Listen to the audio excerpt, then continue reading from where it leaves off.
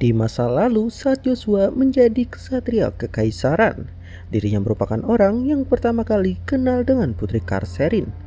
Di sini pertemuan pertama kali antara Joshua dengan Putri Karserin. Putri Karserin meminta Joshua untuk tidak perlu bersikap formal kepada dirinya, meminta Joshua agar mau berteman dengannya. Yang mana mengetahui hal itu membuat Joshua cukup merasa senang. Tapi melihat tingkah Joshua yang masih saja bersikap formal kepada dirinya, membuat Putri Karserin menjadi cukup kesal dan menanyakan kenapa Joshua berada di sini. Menjawab pertanyaan tersebut, Joshua berkata kalau dirinya saat ini sedang berlatih karena masih banyak hal yang ingin dirinya capai.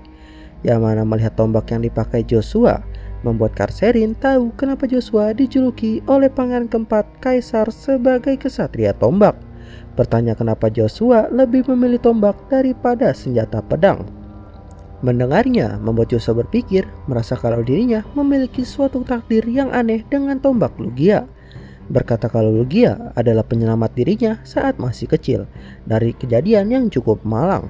Yang mana dirinya di masa lalu hanyalah seorang anak selir yang bekerja di kandang kuda. Dengan segala hinaan yang dilancarkan oleh prajurit di kediaman Dukagnus kepada dirinya. Dan suatu kejadian yang mana dirinya gagal melindungi ibunya sendiri. Yang mana berbagai hal malang terus terjadi yang mana membuat Joshua akhirnya menjadi putus asa dan ingin mengakhiri hidupnya sendiri. Sampai di mana saat dirinya ingin terjun dengan lompat dari atas tebing, tiba-tiba saja sekumpulan burung gagak menyerang Joshua, membuatnya terluka dan secara tidak sengaja darahnya membuka sebuah portal. Suatu tempat misterius dan itulah tempat pertama kali dirinya bertemu dengan Lugia. Kini tiba-tiba saja tangan Joshua diraih oleh Putri Karserin, yang mana hal itu membuat Joshua merasa terkejut. Namun yang membuat Joshua kaget adalah pernyataan dari sang putri, karena Putri Karserin berkata kalau dirinya tidak sengaja melihat masa lalu dan masa depan Joshua, yang mana merasakan takdir pedih yang Joshua alami. Sontak membuat Putri Karserin menjadi begitu sedih. Mencoba menyemangati Joshua, berkata kalau sang ibu pasti bangga jika mengetahui Joshua kini telah menjadi orang yang hebat. Kembali ke cerita utama, kini akhirnya Joshua telah sampai di mana dirinya pertama kali bertemu dengan Lugia, yaitu di dekat tebing kediaman Dukagnus. Dengan menggunakan darahnya, kini Joshua membuka gerbang portal kembali, sambil berpikir kalau dirinya akan mengalahkan siapapun yang berani membahayakan sang putri. Kini memasuki sebuah portal di mana tempat bangunan kuno seperti kuil reruntuhan. Di sini Joshua sudah disambut oleh seseorang yang telah menanti dirinya begitu lama, yaitu Heimdall atau ayahnya sendiri. Dan terlihat Putri Karserin yang dalam kondisi terikat di tiang pengorbanan. Melihat hal itu, sontak membuat Joshua kini menjadi sangat kesal. Tapi sebelum itu, Heimdall bertanya kepada Joshua apa yang terjadi kepada Dark Emperor. Namun Joshua langsung menjawab kalau dia telah mati. Yang mana mendengar hal itu, Heimdall terlihat tidak terkejut dan santai saja, berkata jadi bahkan Orb Amon pun tidak bisa menghentikan dirimu. Kini tanpa basa-basi, Joshua langsung menyuruh Heimdall untuk melepaskan sang putri dan juga pergi dari Avalon sekarang juga. Berkata selama aku di sini kau tidak akan bisa menjadi seorang kaisar. Tepat pada saat itu terdengar suara yang berkata kalau kau masih saja angkuh seperti biasanya, kau pikir umat manusia akan bergerak sesuai keinginanmu. Yang mana ketika Joshua mendengar suara itu, Joshua tahu kalau sosok yang berbicara adalah Lugia. Kini Joshua berkata kepada Lugia, jadi ternyata kau selama ini menghilang dan bersama dengan tiruanku. Di sini Lugia mengambil alih tubuh dari doppelganger Joshua, menghela napas dan mengatakan akhirnya kau telah berhasil mengetahui nama aslimu di dunia demon. Wahai teman lamaku, Lucifer, malaikat terjatuh. Sontak mendengarnya membuat Joshua bertanya kepada Lugia, apa yang kau inginkan sebenarnya? Kenapa kau melakukan semua ini? Namun Lugia menjawab, setelah kita bersama dari dulu ternyata kau tidak memahami diriku. Dan aku hanya memegang janji dengan sang kontraktor. Kini Lugia mendekati Joshua, membisikannya sebuah pertanyaan. Apakah kau sungguh berpikir kalau kau yang menemukanku saat kau masih kecil? Karena alasan kau masih hidup sampai sekarang adalah karena ayahmu. Mendengar hal itu membuat Joshua tidak mempercayainya dan melirik Heimdall karena menurutnya Dukagnus telah membuang dirinya sejak dulu. bahkan membiarkan ibunya yang merupakan seorang istrinya mati begitu saja, menganggap kalau Heimdall alasan dibalik dalang dari semua ini serta kematian dirinya di masa lalu.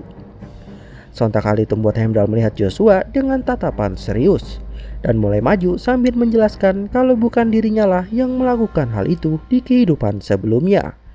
Tapi kenyataan di masa sekarang, dirinya merasa senang karena bisa bersama dengan putranya kembali dan berkata kalau Logia memanglah benar, kalau akulah yang telah memanggilmu sebelumnya ke tempat ini saat masih kecil, yaitu untuk menyelamatkanmu dari kekaisaran Avalon yang akan segera hilang dari dunia. Yang mana mendengarnya membuat Joshua seketika terkejut, bertanya bukankah kau hanya ingin sekedar mengambil alih tahta kekaisaran Avalon saja?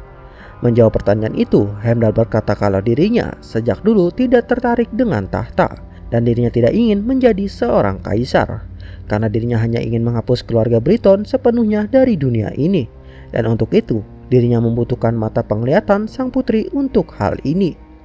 Menyatakan kepada Joshua saat Avalon hilang maka dirinya akan membangun dinasti Kunir kembali, kekaisaran yang sebelumnya keluarga Briton rebut dari leluhur Agnus. Berkata dengan itu, kau dan aku akan menjadi penguasa baru dari wilayah ini.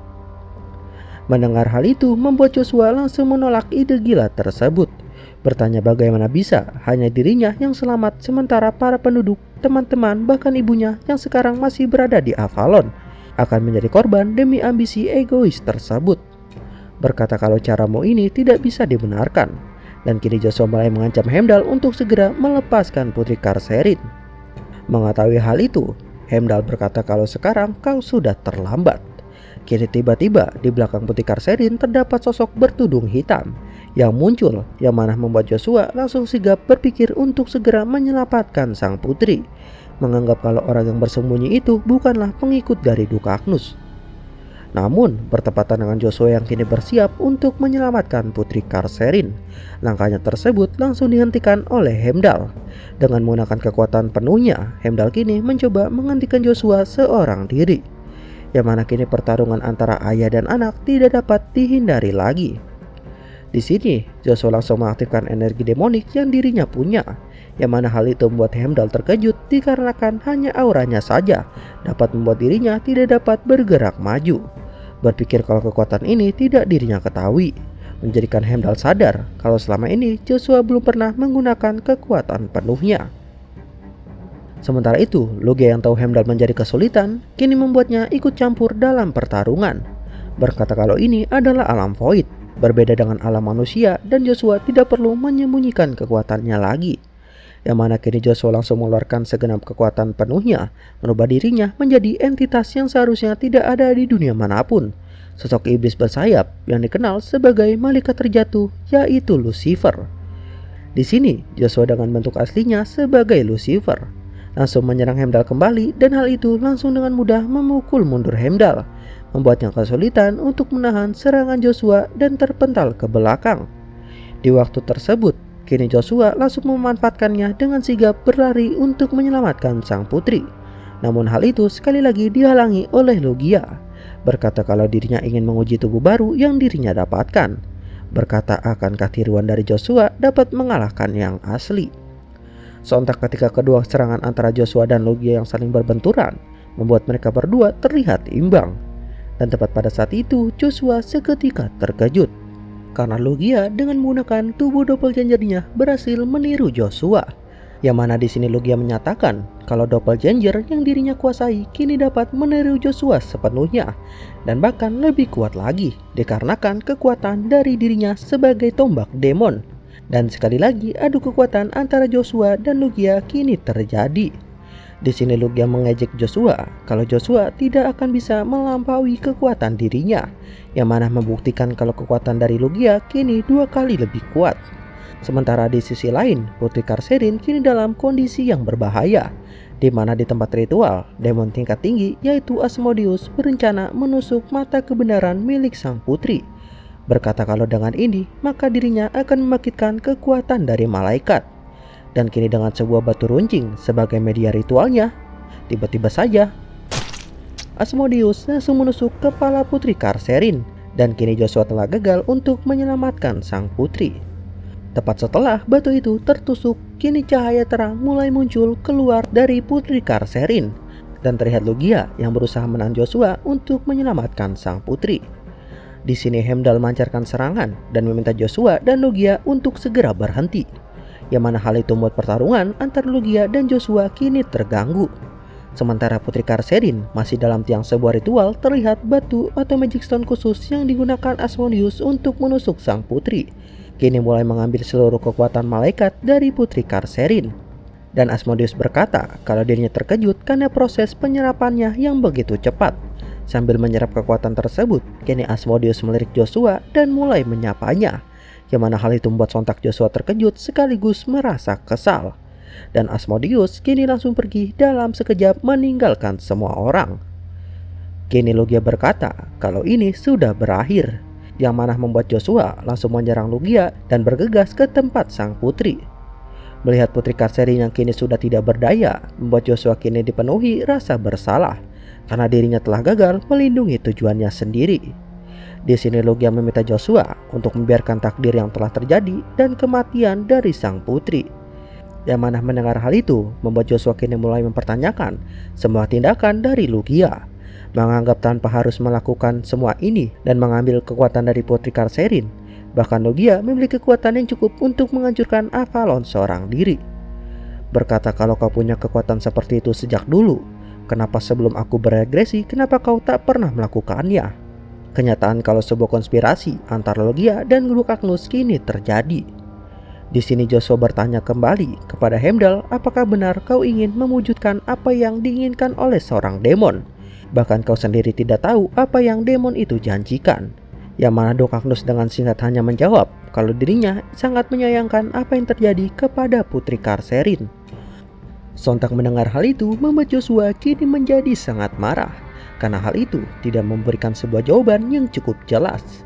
Membuat Joshua kini menanyakan kepada ayahnya kembali, sebenarnya kontrak apa yang telah kau buat dengan Logia? Apa kau tahu konsekuensi dari hal itu? Menjawab pertanyaan itu, kini Heimdall berkata kalau dirinya tidak tahu pasti. Namun hal itu akan terjawab ketika tubuh asli Logia sudah dipanggil ke dunia ini. Yang mana ketika Joshua mengetahui hal itu, membuatnya berpikir apakah ayahnya tersebut sedang membicarakan tentang Demon God. Menganggap kalau itu tidaklah mungkin, karena Demon God kini hanya sebuah bagian kecil yang berada di dalam Logia. Mengingatkan Joshua 3 tahun yang lalu setelah dirinya mendapatkan Genesis Stone Gaia dan cermin kebenaran Mirror of the Full Moon. Dirinya menjelaskan setelah menyentuh cermin itu, dirinya terperangkap dan jatuh ke dunia demon seorang diri.